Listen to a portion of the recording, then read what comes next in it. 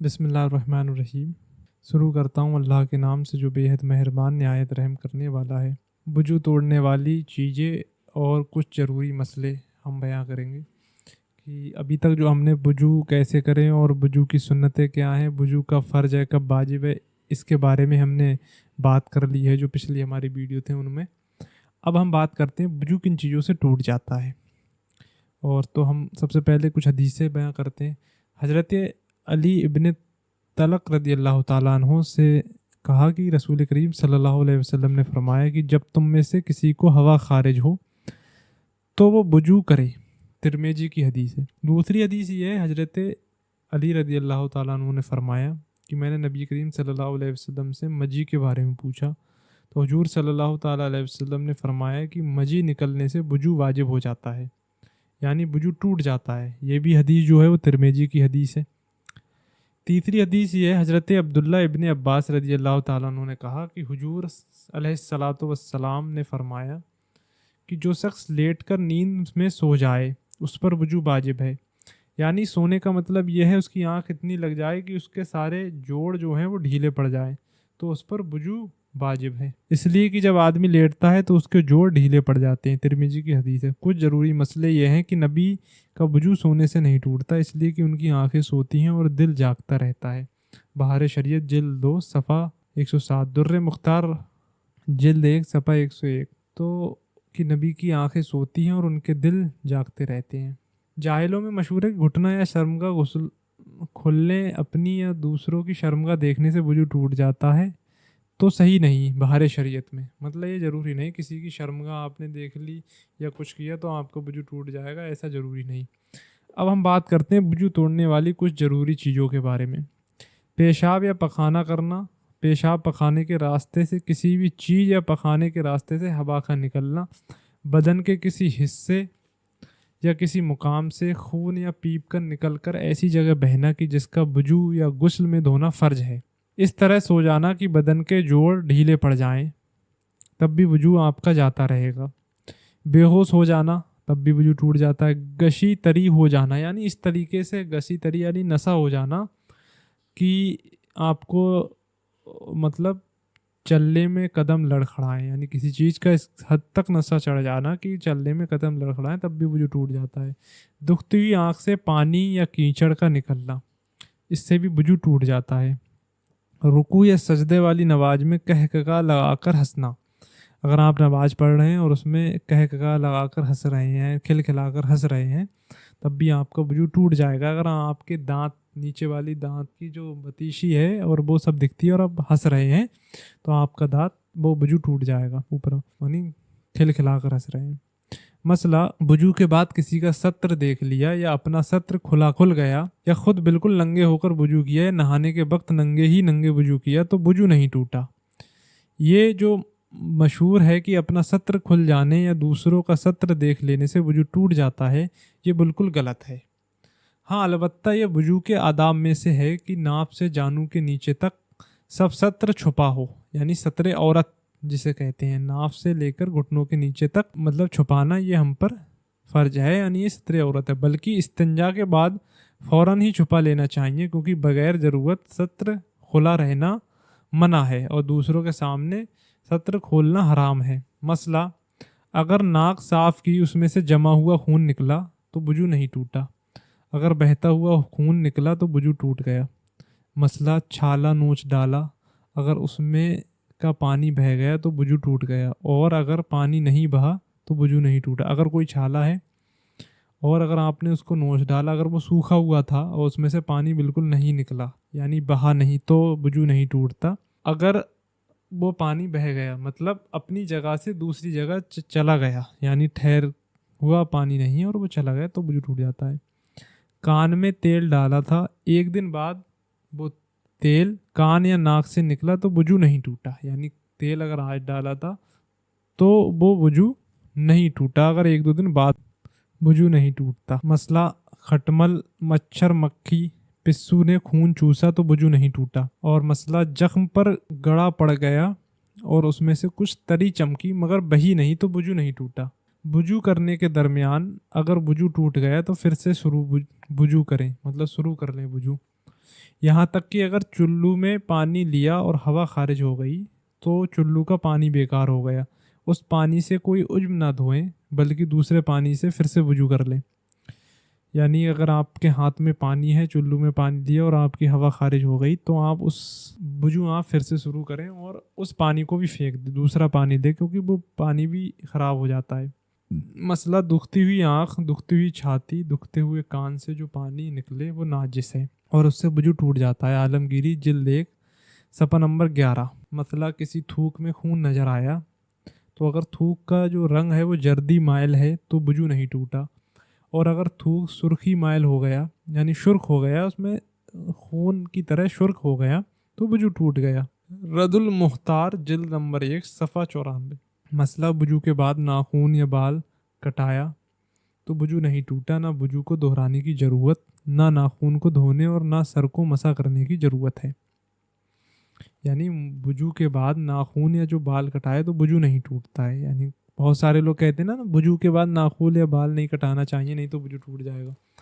تو وضو کو دہرانے کی ضرورت نہیں، ناخون کو دھونے اور نہ سر کو مسح کرنے کی ضرورت ہے۔ اگر آپ نے وضو کرنے کے بعد ناخون یا بال کٹایا، ناخون کاٹے یا بال کو کاٹا، تب بھی وضو نہ دہرانے کی ضرورت ہے اور نہ اس سے وضو ٹوٹتا ہے۔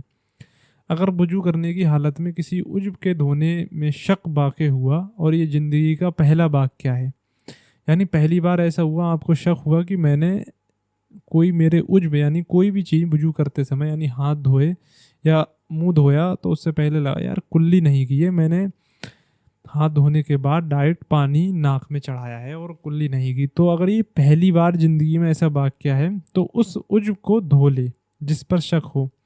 اگر اس قسم کا شک اکثر پڑا کرتا ہے، یعنی ہر بار ایسا ہوتا رہتا ہے کہ جب بھی آپ وضو کرتے ہیں تو اکثر پڑتا رہتا ہے کہ میں نے یہ نہیں دھویا وہ نہیں، اگر بس بسا بار بار آتا رہتا ہے تو اس کی طرف کوئی توجہ نہ کریں۔ یوں ہی اگر وضو پورا ہو جانے کے بعد شک پڑ جائے تو اس کا کچھ خیال نہ کریں۔ عالمگیری جلد نمبر 1 صفحہ 13 میں یہ مسئلہ موجود ہے۔ مسئلہ جو وضو تھا اب اسے شک ہے کہ وضو یا ٹوٹ گیا یا اس کو وضو کرنے کی ضرورت نہیں، ہاں وضو کر لینا بہتر ہے، جبکہ یہ شبہ بطور بسبسا نہ ہوا کرتا ہو۔ اگر بسبسا سے ایسا شبہ ہو جایا کرتا ہے تو صبح کو ہرگز نہ مانے، یعنی یہ ایسا نہیں ہے کہ صبح بار بار اگر پڑتی رہتی ہے کہ میرا وضو رہا یا نہیں رہا تو پھر اس پہ یقین نہ کریں، لیکن اگر پہلی بار ایسا ہوا یا کبھی ہوا یا تو اس کو نہ مانیں اور وضو نہ کریں، اور ویسے اگر بہتر ہے دہرا لیں تو بہتر ہے کہ وضو۔ اس صورت میں احتیاط سمجھ کر وضو کرنا احتیاط نہیں بلکہ بسبسے کی اطاعت ہے۔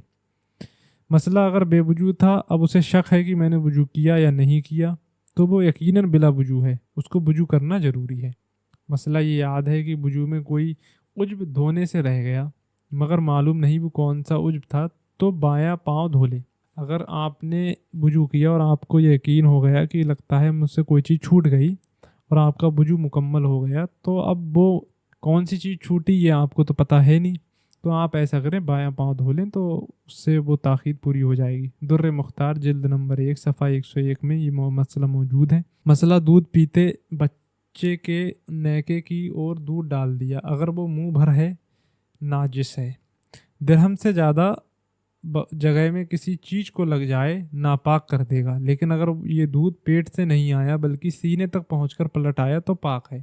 ٹھیک، اگر کوئی بھی دودھ پیتا بچہ ہے، اگر وہ دودھ ڈال دیا یعنی دودھ اس نے واپس الٹ دیا، اگر وہ منہ بھر آیا تو ناجس ہے، تب تو یہ مطلب ہے ہی گندا۔ لیکن درہم سے زیادہ جگہ میں جس چیز کو لگ جائے ناپاک کر دے گا، لیکن اگر یہ دودھ پیٹ سے نہیں آیا بلکہ سینے تک پہنچ کر پلٹ آیا تو پاک ہے۔ مسئلہ سوتے میں جو رال منہ سے گرے اگرچہ پیٹ سے آئے، اگرچہ وہ بدبودار ہو لیکن وہ پاک ہے۔ جو پیٹ ہم سوتے ہیں، اگر ہماری جو رال آتی ہے باہر، اگرچہ وہ چاہے پیٹ سے آئے چاہے وہ بدبودار ہو لیکن وہ پاک ہے۔ مردے کے منہ سے جو پانی بہے وہ ناپاک ہے۔ در مختار جلد 1 صفحہ نمبر 93 میں یہ مسئلہ موجود ہے۔ منہ سے اتنا خون نکلا کہ تھوک لال ہو گیا، اگر لوٹے یا کٹورے کو منہ لگا کر کلی کا پانی لیا تو لوٹا، کٹورا اور کل پانی ناجس ہو جائے گا۔ چلو سے پانی لے کر کلی کریں اور ہاتھ دھو کر کلی کے پانی لیں۔ تو یہ سارے جو مسئلے تھے، یہ ساری چیزیں تھیں، یہ ہیں وضو توڑنے والی چیزیں، اور کن چیزوں سے وضو نہیں ہوگا। یہ ساری چیزیں ہم نے بیان کی کہ ہمارا وضو کن چیزوں سے ٹوٹ جاتا ہے اور کن چیزوں سے وہ ہوتا ہے۔ کچھ ضروری مسئلے اور ہیں جس کے بارے میں ہم تھوڑا، جب چھوٹے برتن جیسے لوٹے یا بدنے سے وضو کر رہا ہو تو گٹوں تک ہاتھ دھونے کا منسون طریقہ یہ ہے کہ پہلے دونوں گٹوں تک خوب بھگو لے، اس کے بعد بائیں ہاتھ میں برتن اٹھا کر داہنے ہاتھ پر ناخن کے سرے سے گٹے کے اوپر تک 3 بار پانی بہائے۔ پھر اس طرح داہنے اور ہاتھ میں برتن اٹھا کر بائیں ہاتھ پر گٹوں تک 3 بار پانی بہائے۔ اس طرح بقایا جلد 1 صفحہ 59، تہتابی صفحہ 39، فتاوی عالمگیری جلد 1 صفحہ 6 میں یہ ہے۔ بہت سے لوگ یوں کرتے ہیں کہ ناک یا آنکھ یا بھوں پر چلو ڈال کر سارے منہ پر ہاتھ پھیر لیتے ہیں اور یہ سمجھتے ہیں کہ منہ دھل گیا، حالانکہ پانی کا اوپر چڑھنا کوئی معنی نہیں رکھتا۔ اس طرح منہ دھلنے سے منہ نہیں دھلتا اور وضو نہیں ہوتا۔ یعنی کہ اگر آپ نے پانی ایسے ہی لیا اور مسل لیا بہوں پر اس پر اور آپ نے سوچا پورا منہ دھل گیا، تو یہ نہیں، یہ بہت ویسی چیز ہے، اس سے وضو نہیں ہوگا اور آپ کا وضو ٹوٹ جائے گا۔ وضو کرنے میں کچھ باتوں کا ہمیں خیال رکھنا چاہیے، جیسے مثلاً ماتھے کے اوپر بال جمنے کی جگہ سے پانی کا بہانا فرض ہے، یعنی جو ماتھے کے اوپر جو بال ہیں جمنے کی جگہ سے پانی کا بہانا فرض ہے۔ داڑھی، مونچھ اور بھوں یعنی جو بھویں ہیں ہماری کے بال اگر اتنے چھیدرے ہلکے ہوں کہ نیچے کی کھال جھلکتی ہو تو کھال پر پانی بہانا ضروری ہے، صرف بالوں کا دھو لینا کافی نہیں۔ اگر اندر گھسی ہوئی ہو تو آنکھ اور بھوں کے بیچ حصے پر پانی بہانے کا خاص خیال رکھیں۔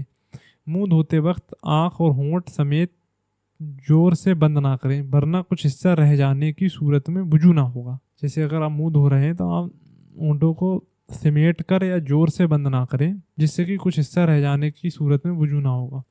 کسی وقت آنکھ میں کیچڑ وغیرہ سخت ہو کر جم جاتا ہے تو اسے چھڑا کر پانی بہانا ضروری ہے۔ گال اور کان کے بیچ والا حصہ یعنی کنپٹی پر کان کے کنارے تک پانی بہانا فرض ہے۔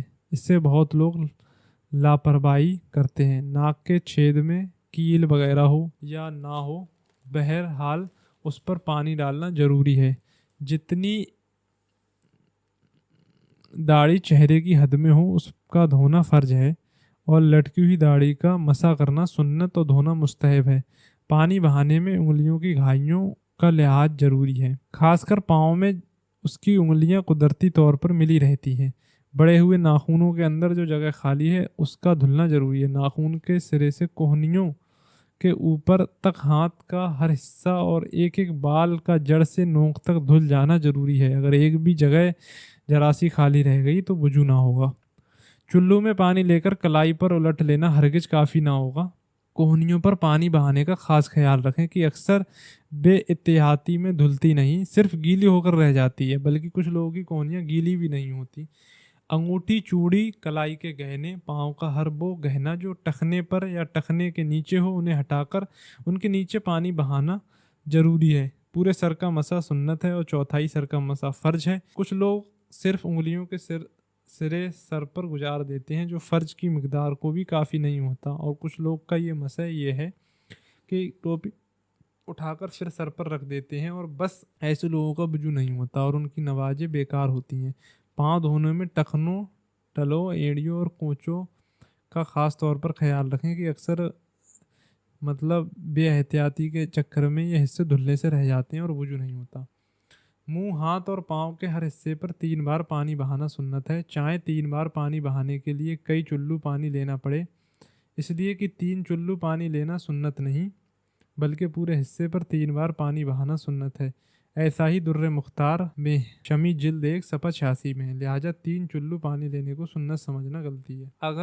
اگر اتنا پانی نہ ہو کہ وضو میں منہ، ہاتھ اور پاؤں کو 3 بار دھویا جا سکے تو 2 بار دھوئیں، اور اگر 2 بار دھونے کے لیے کافی نہ ہو تو 1 بار دھوئیں، اور اگر اتنا بھی نہ ہو کہ منہ اور دونوں ہاتھ کوہنیوں سمیت اور دونوں پاؤں ٹخنوں سمیت 1 بار دھو سکیں تو آپ تیمم کریں، نماز پڑھیں، یعنی پھر آپ کو وضو کرنا ضروری نہیں، پھر تیمم کر لیں۔ اگر ایسا نہ ہو کہ اگر آپ کے پاس اتنا پانی نہیں ہے کہ ساری چیزیں 3 بار آپ دھو سکیں تو آپ 2 بار دھو لیں۔ اور 2 بار دھونے کے لیے کافی نہ ہو تو 1 بار دھوئیں۔ اگر اتنا بھی پانی نہیں ہے کہ 1 بار بھی سارے عضو دھو سکیں، یعنی کہ ہم وضو کر سکیں، تو پھر اب منہ اور دونوں ہاتھ کوہنیوں سمیت اور دونوں پاؤں ٹخنے سمیت 1 بار دھو سکیں۔ اگر اتنا بھی پانی آپ کے پاس موجود نہیں ہے تو آپ تیمم کریں اور نماز پڑھیں۔ دوسرے کے نابالغ لڑکے سے بلا عوض پانی بھروا کر وضو کرنا یا کسی دوسرے کام میں لانا جائز نہیں۔ بہار شریعت در مختار میں یہ مسئلہ موجود ہے۔ کچھ مسجدوں میں چھوٹے حوض یا کسی بڑے برتن میں پانی ہوتا ہے۔ بہت سے لوگ جو بے وضو ہوتے ہیں، ہاتھ دھوئے بغیر چھوٹے برتن سے پانی نکال لیتے ہوئے انگلی کا پور یا ناخن پانی میں داخل کر دیتے ہیں۔ اس طرح وہ پانی خراب ہو جاتا ہے، اس سے وضو کرنا جائز نہیں۔ اگر کوئی بھی انسان بے وضو، ناپاک یا کچھ کسی کی حالت میں ہے یا بڑے برتن میں پانی ہے تو اس میں سے بغیر ہاتھ دھوئے پانی نکالتا ہے، ناخون اگر اس میں داخل ہو جاتا ہے تو اس پانی سے وضو نہیں ہوگا۔ ڈول، بالٹی، گھڑا یا لوٹا پاٹ کے پانی میں سے وضو آدمی کے بے دھلے ہاتھ کا ناخون یا انگلی کا پور چلا گیا تو وہ پانی خراب ہو گیا، اسے وضو کرنا جائز نہیں۔ اور اگر پہلے ہاتھ دھو لیا تو جو حصہ دھلا ہو اسے پانی میں ڈال سکتے ہیں، پانی خراب نہ ہوگا۔ لیکن اگر ہاتھ دھو لینے کے بعد کوئی سبب وضو ٹوٹنے کا پایا گیا، جیسے ہوا خارج ہوئی یا پیشاب کیا، تو اب ہاتھ ڈالنے سے پانی خراب ہو جائے گا۔ اس طرح کے خراب پانی کو وضو کے قابل بنانے کا طریقہ یہ ہے، جو پانی خراب نہ ہو اسے خراب میں اس قدر ملا دیا جائے کہ خراب کم اور اچھا پانی زیادہ ہو جائے، یا خراب پانی کے برتن میں اچھی پانی اتنا ڈال دیا جائے کہ وہ برتن بھر کر بہنے لگے، تو سب پانی وضو کے قابل ہو گیا۔ در مختار، ناخون کی پالش لگایا جس سے ناخون پر ہلکی تہ جم گئی تو اگر ناخونوں سے پالش صاف کیے بغیر وضو کیا تو وضو نہ ہوا۔ استنجا کے بجے ہوئے پانی سے وضو کرنا جائز ہے، اسے پھینک دینا ناجائز و گناہ ہے۔ وضو کے بچے ہوئے پانی کو پھینک دینا حرام ہے اور کھڑے ہو کر پینا ثواب ہے۔ جو وضو نماز جنازہ کے لیے کیا گیا اس سے ہر نماز پڑھ سکتے ہیں، یعنی جو وضو ہم نے نماز جنازہ کے لیے اگر کیا تو اس سے ہر نماز پڑھ سکتے ہیں۔ ایسا نہیں ہے کہ ہر نماز کے لیے الگ وضو بنانا پڑے گا، اگر آپ کا وضو قائم ہے تو آپ اس سے نماز پڑھ سکتے ہیں۔ یہ وضو کے کچھ مسائل تھے، جیسے وضو ٹوٹتا ہے، کون سے ایسے مسائل جو کچھ ضروری مسئلے تھے جو لوگ احتیاط نہیں برتتے، وہ سارے ضروری مسائل۔ اللہ تعالیٰ سے دعا ہے کہ میں نے جو بھی یہ مسئلے بتائے، جو بھی باتیں کی، اگر اس میں کوئی لفظ سہون غلطی ہو گئی ہو تو اسے اللہ تعالیٰ معاف فرمائے، اس کو اپنی بارگاہ میں قبول فرمائے۔ اور ہمارا مقصد ہے کہ صحیح معنی میں انسان کے پاس صحیح اسلامک مسئلے پہنچتے رہیں، اور جو بھی مسائل ہیں وہ صحیح سے انسان سیکھتا رہے۔ جو اسلام پر فرض عین جتنا علم سیکھنا فرض ہے، وہ علم سکھانا ہمارا مقصد ہے۔ ہمارے چینل کا یہی مقصد ہے کہ ہم اتنا علم سیکھیں کم سے کم کہ ہمارے جو فرائض ہیں وہ ادا ہوتے رہیں۔ نماز، روزہ، زکوٰۃ، حج، جو چیزیں ہم پہ فرض ہوئی ہیں، ہمیں اپنی زندگی کو ایسے گزارنا ہے، کیونکہ نماز ہی نہیں ہوگی اگر آپ کا وضو صحیح سے نہیں ہوا تو۔ اگر وضو مکمل ہے تبھی نماز ہوگی۔ السلام علیکم ورحمۃ اللہ وبرکاتہ۔